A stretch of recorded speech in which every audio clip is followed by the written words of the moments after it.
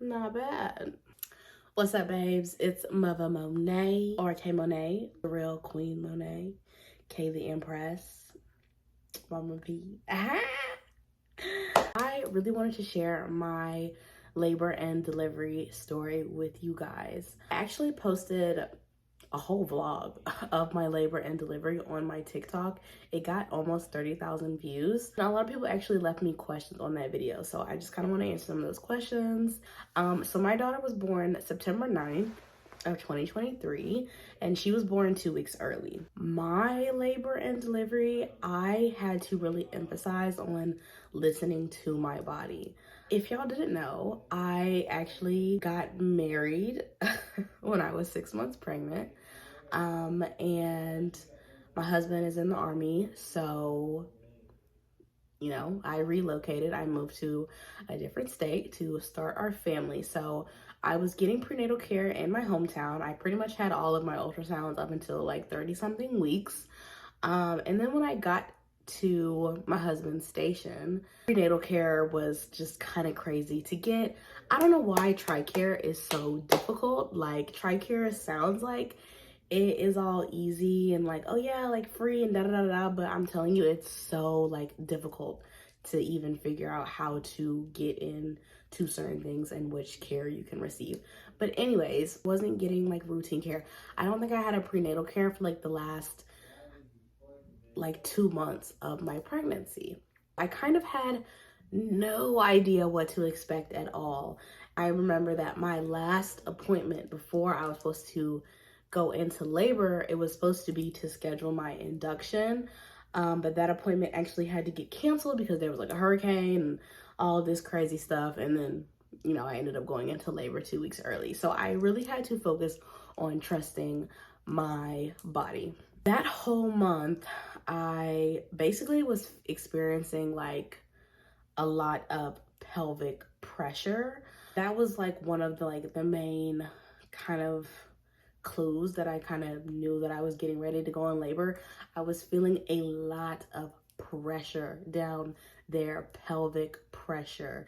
When I tell y'all, it felt like my Virginia could split in half at any moment, any sudden movement, okay, I could split in half. I was also definitely experiencing Braxton hicks. The difference between Braxton hicks and real labor contractions is that Braxton hicks is very inconsistent. It's like mild cramping. It really just feels like your baby's just doing a lot of moving. With contractions, labor contractions, it doesn't go away. Your Braxton hicks will go away. Labor contractions, you literally cannot ignore, okay? Your body is gonna be telling you that you gotta be doing something. So the morning that I went into labor, I woke up that morning and I had this like really weird feeling that my period was about to start. Like, it was like a weird feeling, but like, if you know what I mean, you know what I mean. Like, I felt like my period was about to start. Like, my uterus was just feeling a little weird. So I get up to go to the bathroom, and lo and behold, I'm, you know, bleeding, I'm spotting. I try not to think too much of it because in the beginning of my pregnancy and my early pregnancy, I was actually spotting, and my doctor told me that it was because I had a subchorionic hemorrhage, which basically, I think it means that I have blood around the sac but not in the sac, so it's not like a danger to the baby or to me or anything like that. But it definitely took me a while for me to really like realize that I was having contractions. So I actually have the Baby Center app on my phone, and it has a contractions timer. It definitely took me a while for me to kind of catch on to that rhythm. It probably took me like an hour for me to really catch on and understand the rhythm of the cramps that I was having. If you are cramping, having contractions every 3 to 5 minutes consistently for like an hour straight, you're most likely in labor and you need to make your way to the hospital. So once I put 2 and 2 together, I was like, okay, yeah, it's time to move. I had to hurry up. I had to pack my hospital bag, baby girl's hospital bag, and my husband's hospital bag. My husband was still sleeping. I had to hurry up, pack up everything so that by the time I was done, I would have my shoes on. I would just wake him up, and all he needed to worry about is grabbing the bags, putting him in the car, and driving us to the hospital. So that took me a total of 4 hours to, you know, get myself together, because I also was trying to be superwoman and trying to clean up the house and da da da da, so that I wouldn't be stressed out by the time I got back home. We got to the hospital, and when we got there, of course, they, you know, hook you up to the ultrasound and to the baby monitor and all of that stuff to hear the heartbeat. And they do a vaginal exam, and they told me that I was 4 centimeters dilated. So I'm like, oh shoot, like, we're about to have a baby for real. I was just hoping that I was just having Braxton Hicks, but like I said, I kind of had to trust myself. Like, I knew. So you have to be like 5 or 6 centimeters to actually get admitted into a room, like, you know, get admitted to a bed. The doctor told us, they said, hey, I want to go send y'all to lunch, go get something to eat, go home, whatever, walk around, move around, keep your body active. We were about to go home, but something just told me, like, no, we should not go home. And I was right, because then the doctor was like, no, don't go home. Stay at the hospital, go to the cafeteria, walk around the hospital, and come back in 2 hours. The labor was laboring, okay? At this point, I progressed very, very fast. Okay, so 2 hours go by, we come back for the doctor to check us, and the doctor is nowhere to be found. So at this point, everything is progressing very fast. I would just feel like these bursts of like tight squeezes down there that would literally shoot, like, it would shoot like a sensation up my body, and I would like jump up.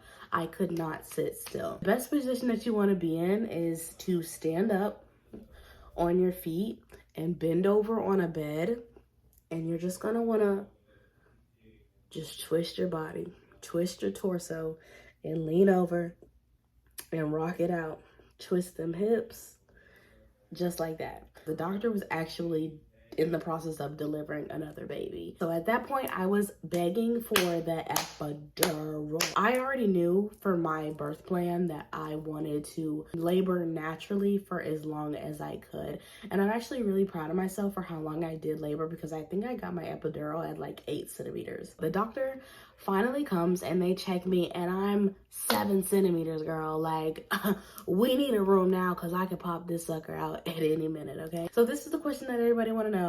Does the epidural hurt? What does the epidural feel like? What's the tea with the epidural? The epidural doesn't hurt, and it didn't hurt in my opinion.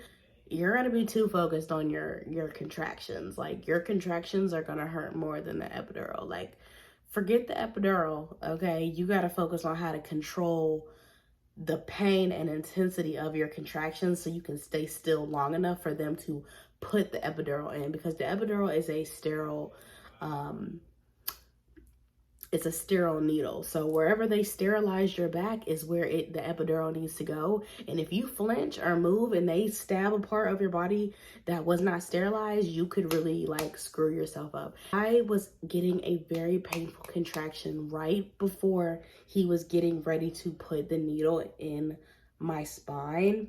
And I like literally shot up. Like, I like flinched back, and luckily he like, you know, jumped back himself. So, you know, whatever, but I could have really screwed myself up. That is the only scary thing that I would say about the epidural, other than like looking at it and what it looks like, because it's a thick needle. It's about as thick as like pencil lead, like the wooden pencils, not like a mechanical pencil. Epidural was actually a lifesaver. When I tell you the epidural numbed my whole entire pelvis, the epidural did what it needed to do. And I honestly would recommend not getting the epidural until you are damn near close to 10 centimeters. I got my epidural at 8 centimeters, and it made my labor a breeze. I wouldn't get your epidural too soon, because it can slow down your labor. Like, after I got my epidural, I think I took like a 2 or 3 hour nap before it was time for me to start pushing. The epidural is gonna make you feel like you're freezing. You're gonna have the shakes really bad, like your teeth are gonna be just chattering for no reason. I woke up and the doctor was like, okay, we gotta start pushing. That's when the doctor noticed that my water did not break. Well, no, what it was is that my water partially broke.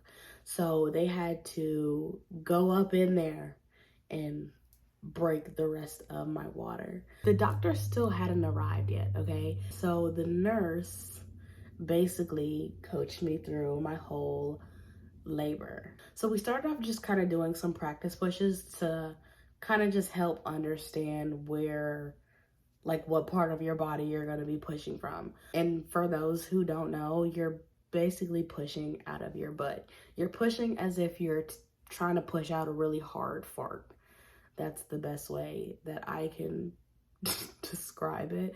That's why a lot of people say, like, you know, women poop during labor, because you're technically pushing as if you have to poop. I didn't poop. At least my husband told me I didn't poop. But I also heard that some nurses tell your spouse not to tell you if you pooped. So I don't know if he's lying to me. But I feel like I would have smelled if I pooped. I was very alert. They actually set up a whole mirror for me to watch me push my daughter out, and I didn't see any poop. So I was scared about the ring of fire because that's what I was hearing a lot about. But I didn't experience that. Honestly, she came right out. I mean, once you see that full head, like the palm of your hand down there, it's like they're gonna shoot themselves out at that point. I pushed my daughter out in 36 minutes. I was in labor for 12 hours. When I tell you the relief that you feel after pushing out that baby. My delivery did not hurt, but you know what hurt? Delivering that placenta, because they gotta like push on your stomach to get that thing out, and that, it almost like stung. I wish I would have gotten to see it. I didn't get to see my placenta. My husband saw it and he said it was small. I would have thought like the placenta would be like really big, but he said it was like a small placenta. I don't know. The doctor was there to deliver my baby. I don't know if I skipped over that, but the doctor literally came in at the last like minute. Like she literally was there to catch the baby. But yeah, that's pretty much it. And then after that, I don't even know. I think I literally blacked out. Like, I don't even remember. Or maybe I was up all day. I don't even know, because I posted the TikTok vlog on the same day. Rush that you feel after having a baby is insane. Like, the hormones is insane. When I tell you, I was operating off of straight adrenaline for the first 2 months of my baby's life. But we'll get into a postpartum video next. I want to talk all about what to expect for postpartum, how my postpartum journey is going so far, postpartum essentials, items, all of that stuff. That is all about my labor and delivery. Make sure you guys follow me on my social medias. I'm trying to get popping on my TikTok-ish. Okay, so follow me on TikTok. I